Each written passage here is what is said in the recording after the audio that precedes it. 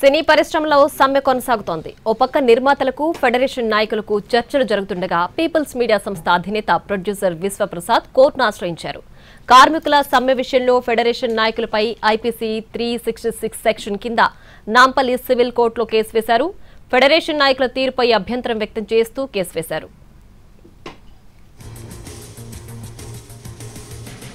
Peoples media నోటీసులు పంపడంపై film federation secretary Ammiraju స్పందించారు. నిర్మాతలతో చర్చలు చక్కగా జరిగాయని, వాళ్ళు అడిగిన దానికి తాము ఒప్పుకున్నామని తెలిపారు. ప్రొడ్యూసర్లు తమ డిమాండ్లను పరిశీలిస్తున్నారని పేర్కొన్నారు. ఈ తరుణంలో తమకు వ్యక్తిగతంగా నోటీసులు పంపడం బాధాకరమని అన్నారు అమ్మిరాజు. దీనిపై కార్మికులందరూ ఆగ్రహంతో ఉన్నారని చెప్పుకొచ్చారు. త్వరలో ఈ సంక్షోభానికి ముగింపు పలుకుతారని ఆశిస్తున్నామని వ్యాఖ్యానించారు.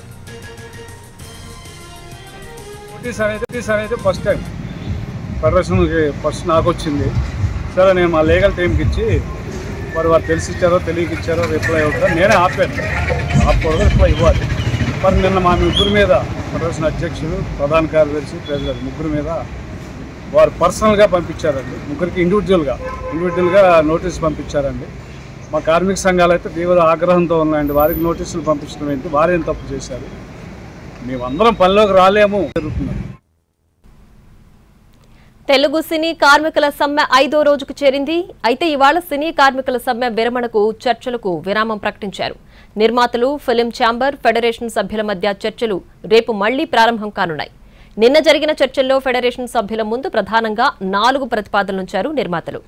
ఇందులో మొదటిది ఫ్లెక్సిబుల్ కాల్ షీట్లు. ఉదయం 6 గంటల నుంచి సాయంత్రం 6 గంటల వరకు, లేదా ఉదయం 9 గంటల నుంచి రాత్రి 9 గంటల వరకు ఫ్లెక్సిబుల్ కాల్ షీట్లు కావాలని డిమాండ్ చేశారు. రెండవది నిపుణులకు సంబంధించిన అంశం. సరైన నిపుణులు అందుబాటులో లేనప్పుడు నాన్ మెంబర్స్తో కూడా వర్క్ చేయించుకుంటామని అన్నారు. స్కిల్ ఆధారంగా ఇతర రాష్ట్రాల వారితో పని చేయించుకుంటామని ప్రతిపాదించారు.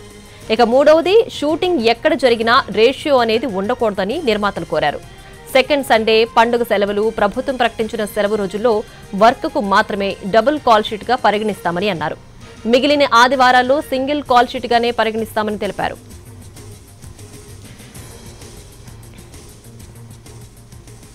ఇక ఇదే అంశానికి సంబంధించి మా ఫిల్మ్ ప్రతినిధి ఫణి ఫోన్ లైన్లో అందుబాటులో ఉన్నారు. ఫణి, చెప్పండి, ప్రస్తుతం సినీ కార్మికుల సమ్మెకు సంబంధించి ప్రజెంట్ ఉన్న అప్డేట్ ఏంటి?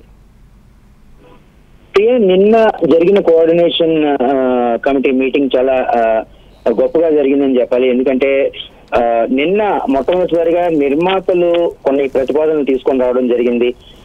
మనం చెప్పుకున్నట్టు రేషియో గురించి కానీ, ఫ్లెక్సిబుల్ కాల్ షీట్ల విధానంలో కానీ, అలాగే డబుల్ కాల్ షీట్ ఎప్పుడు ఇవ్వాలి అనేటువంటి అంశం కానీ, ఇందులో ప్రధానమైనటువంటి మూడిట్లని కూడా వాళ్ళు ఆమోదంగానే ఉన్నారు ఒక ఫెడరేషన్ నాయకులు.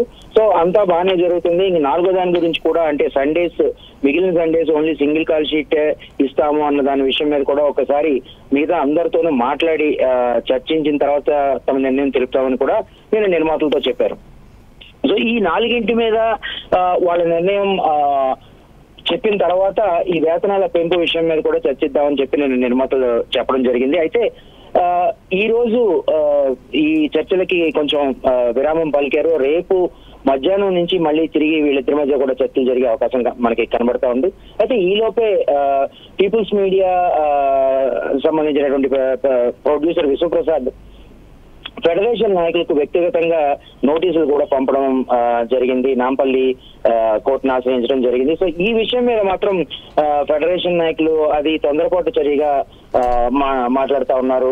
అలాగే కార్మికులందరూ కూడా వ్యక్తిగతంగా నోటీసులు పంపడం మీద ఆగ్రహంతో ఉన్నారు. అయినప్పటికీ కూడా మేము రేపు చర్చల్లోని పాల్గొని దీనికి ఒక పరిష్కారం అనేటువంటిది డెఫినెట్ గా మరొక కనుచూపు మేరలో, అంటే 2-3 రోజుల్లోనే ఈ పరిస్థితికి ముగింపు పలుకుతామని చెప్పేసి కూడా మనతో ఫెడరేషన్ సెక్రటరీ అమ్మిరాజ్ కూడా చెప్పడం జరిగింది. సో ఏ రకంగా చూసుకున్నట్లయితే కొంతమంది ఆల్రెడీ షూటింగ్స్ జరుగుతున్నప్పటికీ కూడా మాక్సిమం షూటింగ్స్ అయితే ప్రస్తుతానికి జరగట్లేదు. ఇది ఈ విషయం మాత్రం రేపటితో ఒక కొలిక్కి వచ్చే అవకాశం కనబడుతుంది. ఒకవేళ రేపటికి కూడా ఈ విషయం మీద సరైన ఇది రాలేదు అనుకుంటే సీనియర్ నటుడు చిరంజీవి ఈ విషయంలో జోక్యం చేసుకునే అవకాశం మనకు కనబడతా ఉంది. ఎందుకంటే ఫెడరేషన్ ప్రతినిధులు కూడా చిరంజీవిని కలవడానికి అతని టైం అడగడం జరిగింది. సో ఆయన కూడా దానికి సుముఖంగానే ఉన్నారు. సో ఈ ఇద్దరి మధ్య చర్చలు ఒకవేళ విఫలమయ్యే పరిస్థితికి వెళ్తే మాత్రం డెఫినెట్ గా ఆయన కూడా ఇందులో జోక్యం చేసుకునే అవకాశం ఉంది. అలాగే సీనియర్ నటుడు బాలకృష్ణ కూడా ముందు మీ ఇద్దరు కలిసి మాట్లాడుకోండి, ఆ తర్వాత ఏం చేయాలనేది ఆలోచిద్దామని చెప్పి ఆయన కూడా చెప్పడం జరిగింది. అలాగే వీళ్ళు ఇరు వర్గాలు కూడా లేబర్ కమిషనర్ ని పలుమార్లు కలవడం జరిగింది.